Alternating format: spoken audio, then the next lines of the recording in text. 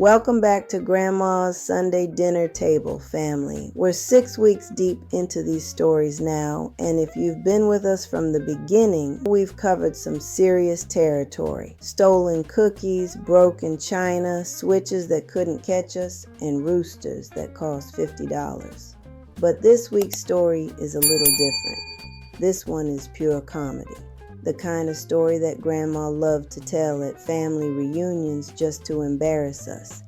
The kind that had everyone crying with laughter while we tried to hide under the table.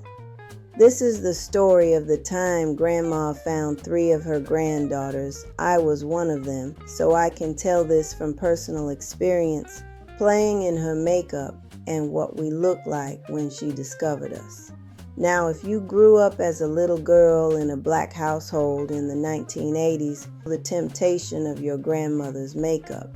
It sat on her dresser in the bedroom like a treasure chest full of mysterious bottles and compacts and brushes, and you weren't allowed to touch any of it. But when you're 6 or 7 years old and Grandma leaves you unsupervised for 20 minutes, that makeup becomes irresistible. This is the story of what happened when curiosity got the better of good sense and how one disastrous attempt at glamour became the most told story in our family history.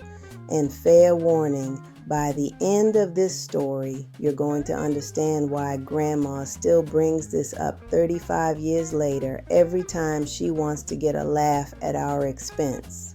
Let me paint the picture for you. It was the summer of 1987, and I was 7 years old.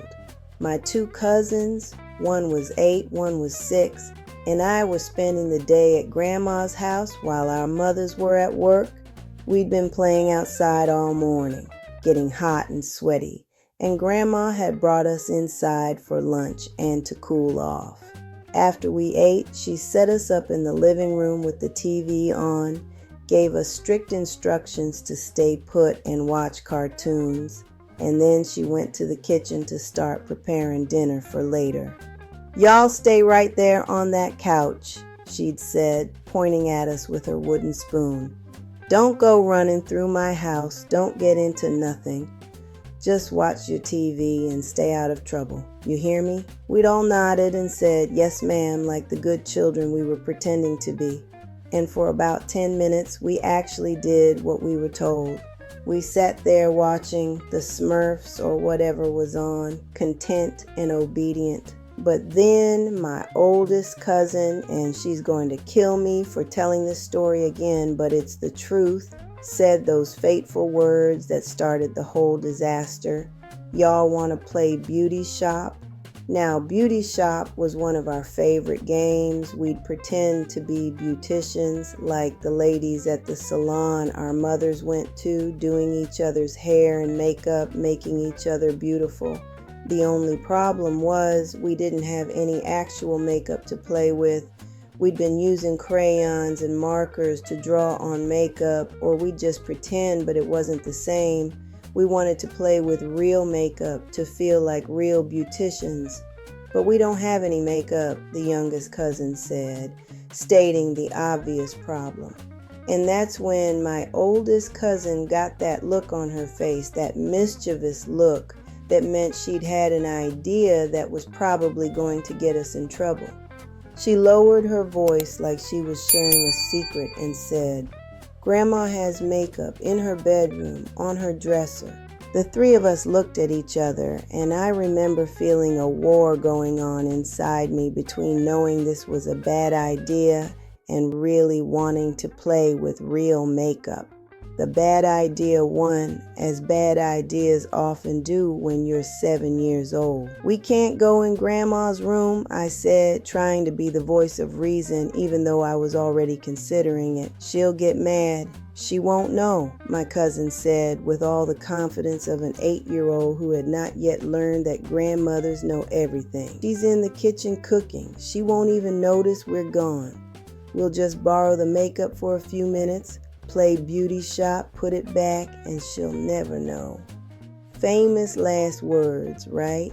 If I had $1 for every time someone said she'll never know right before getting caught, I could retire. So we crept off that couch like we were secret agents on a mission, tiptoed down the hallway past the kitchen where we could hear Grandma moving around and humming to herself, and slipped into her bedroom, and there it was, on the dresser like a shrine to beauty and sophistication, Grandma's makeup collection. Now you have to understand, Black grandmothers in the 1980s took their makeup seriously. This wasn't just a lipstick and some powder. Grandma had foundations in multiple shades, powders in compacts that clicked open satisfyingly, lipsticks in every shade of red and pink and bronze, eyeshadows in blues and greens and purples, mascara, eyeliner, blush, the works. To our 7-year-old eyes, it looked like a professional makeup counter at a department store. We gathered up as much as we could carry, which was more than we needed, but we were excited and not thinking clearly, and snuck into the bathroom across the hall. We figured the bathroom was safer because it had a door we could close and a mirror we could use to see what we were doing. We locked the door, spread out all the makeup on the counter like we were setting up a real beauty shop, and got to work. Here's the thing about children playing with makeup. We had no idea what we were doing, none whatsoever. We'd watched our mothers and grandmothers put on makeup. We'd seen women on TV doing it. But watching someone do something and knowing how to do it yourself are two very different things. My oldest cousin decided she would do my makeup first. She picked up the foundation, which was about 3 shades too dark for my complexion because it was Grandma's color, not mine, and started smearing it on my face, not dabbing it, not blending it, just smearing it on like she was frosting a cake. She got it all over my face, my neck, my ears, basically anywhere she could reach. Then she moved on to the powder, dumping half the compact on my face and patting it down with the puff until I looked like a ghost. Then came the eyeshadow. She decided to use every color because why use one color when you could use 6? She put blue on one eyelid, green on the other, purple in the crease, pink on my brow bone. My eyes looked like a rainbow had exploded on my face. The blush was applied with a heavy hand, big circles of bright pink on both cheeks, so much that I looked like I had a fever or had been slapped. The lipstick was the final touch, bright red, applied way outside the lines of my actual lips because she said she was making them bigger like the models. The mascara got everywhere except my lashes, on my eyelids, under my eyes, on my nose somehow. When she finished, I looked in the mirror and saw, well, I'm not sure what I saw. It definitely wasn't beautiful. It looked like someone had attacked my face with every color in a crayon box. But I was 7 and I didn't know any better, so I thought I looked glamorous. "My turn," said the youngest cousin, and I became the beautician for her. I did the same thing my cousin had done to me. Too much foundation, way too much powder, random eyeshadow colors with no plan or purpose, heavy blush, lipstick that went beyond the boundaries of her lips. She looked like a little clown, but again, we thought she looked beautiful. Then I got my turn to be beautified. The youngest cousin did my oldest cousin's makeup, applying the same heavy-handed technique we'd been using. By the time we were done, all 3 of us looked absolutely ridiculous. We were covered in makeup that was the wrong shades applied with no skill in amounts that were way too much. We looked like we'd been attacked by a makeup gun set on maximum. But here's the kicker. We thought we looked amazing. We were posing in the mirror, making faces, pretending to be models and movie stars, completely convinced we'd done a great job. We were so busy admiring ourselves that we didn't hear the footsteps in the hallway. We didn't hear Grandma calling our names, wondering where we'd gone and why the house was so quiet. We didn't hear her coming down the hall, checking the bedrooms, heading toward the bathroom. What we did hear was the doorknob jiggling, then Grandma's voice. Y'all in there? What are y'all doing in the bathroom with the door locked? Open this door right now. The three of us froze like deer in headlights.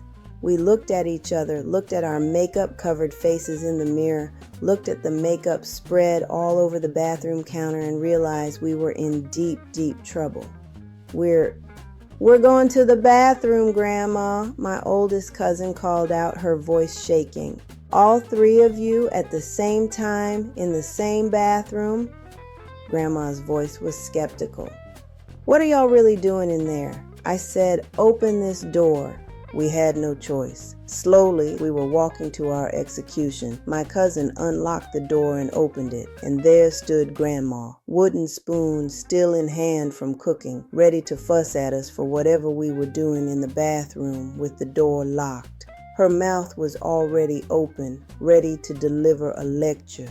But when she saw us, three little girls covered head to toe in her makeup, looking like we'd been attacked by a paint factory, standing there with guilty expressions and rainbow-colored faces. Her mouth just stayed open, but no words came out. For about 5 seconds, there was complete silence. Grandma stared at us. We stared at Grandma. Nobody moved. And then, to our complete shock, Grandma started laughing. Not a little chuckle, not a polite laugh. We're talking a full body, can't breathe, tears rolling down her face. Had to hold onto the door frame for support laugh. She was laughing so hard she couldn't speak, just pointing at us and shaking her head and laughing harder. We didn't know what to do. We'd expected yelling, lectures, punishment. We had not expected laughter. We stood there confused while Grandma laughed and laughed. Finally, after what felt like forever, Grandma caught her breath enough to speak.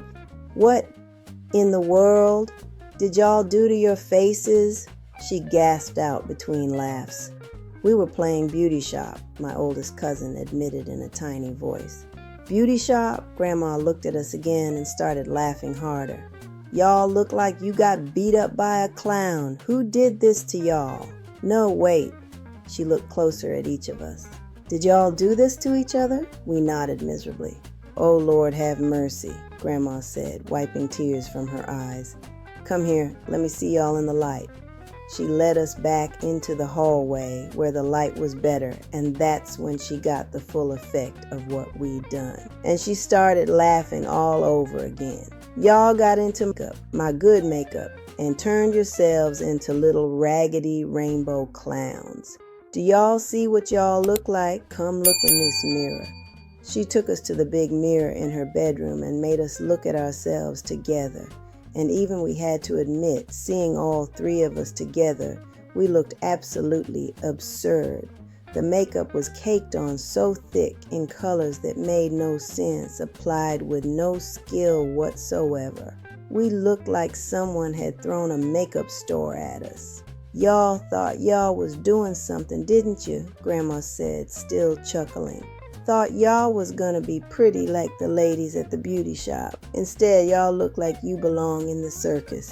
She shook her head and we waited for the punishment to come. But instead, Grandma did something unexpected. "Go back in that bathroom," she said. "I'm gonna teach y'all how to put on makeup properly, because clearly y'all need some help." And that's exactly what she did. She sat us down, got her makeup remover, and carefully took off all the disaster we'd created. Then, working on each of us one at a time, she showed us the right way to apply makeup.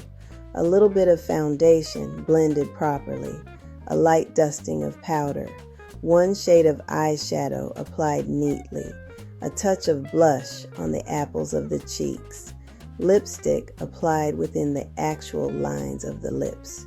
When she was done, we actually looked nice, like little girls who'd had their faces done professionally, not like clowns who'd escaped from the circus. "See," Grandma said, "that's how you do makeup. Less is more.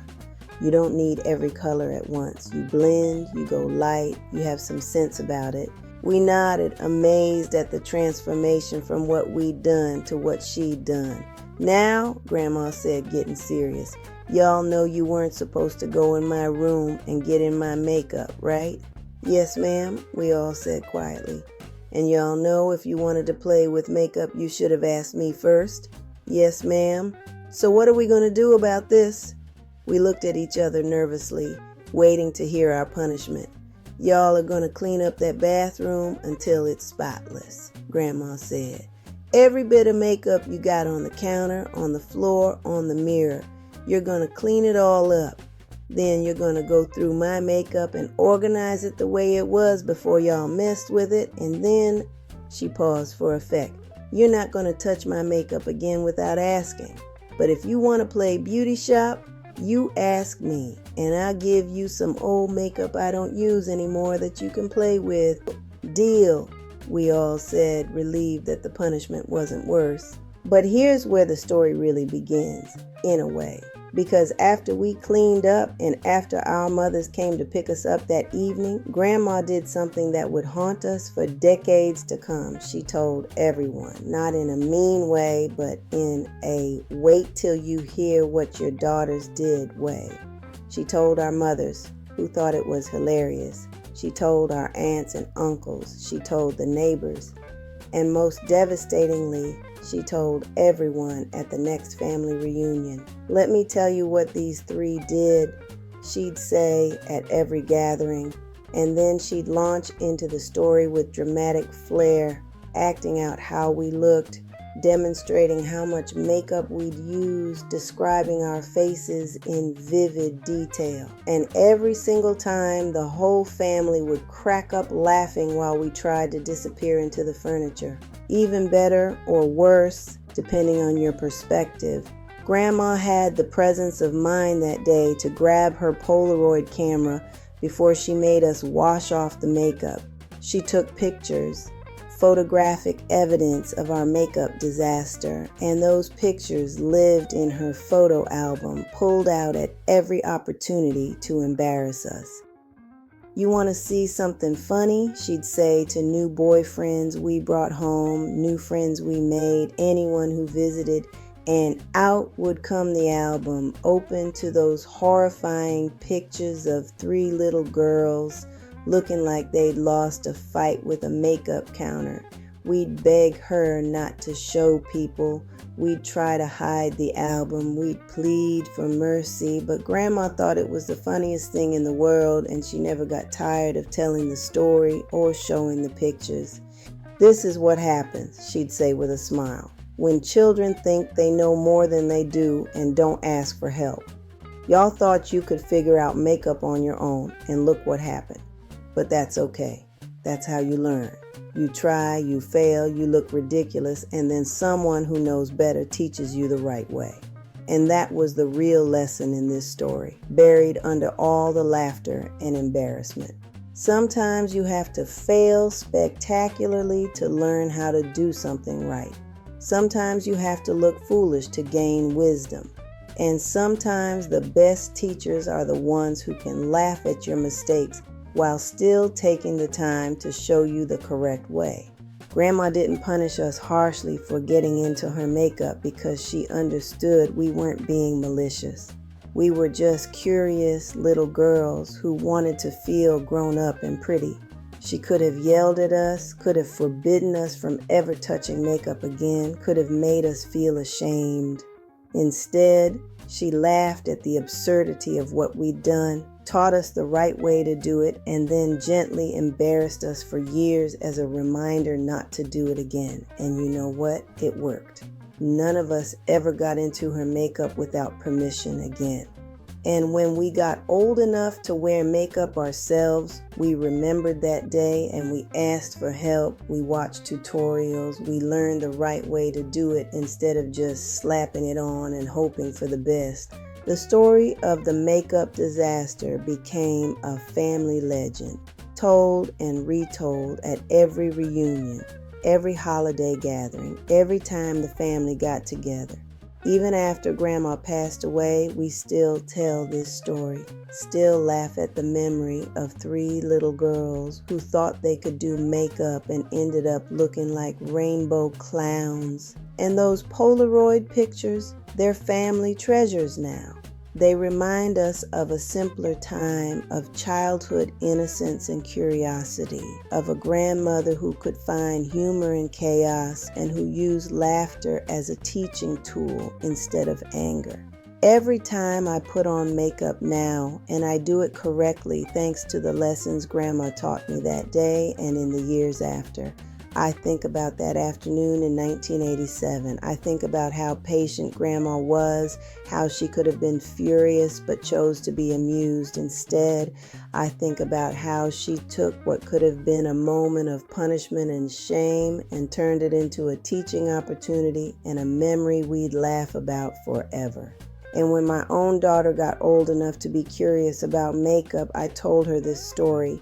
I showed her the pictures of her mother looking absolutely ridiculous with Grandma's makeup caked all over her face. And then I sat her down and taught her the right way to apply makeup the same way Grandma had taught me, passing down the lesson along with the laughter. Did you ever get into your grandmother's makeup or perfume or something you weren't supposed to touch? What happened when she caught you? What embarrassing childhood stories do your elders still tell at family gatherings? Share your stories in the comments. We want to hear about the times you thought you were being slick and got caught. And make sure you subscribe because next Sunday we've got another story from Grandma's table. We're going to tell you about the time we thought we could fool Grandma and how she proved she knew everything that happened in her house before we even did it. You don't want to miss that one. Hit that subscribe button and we'll see you next Sunday at Grandma's table.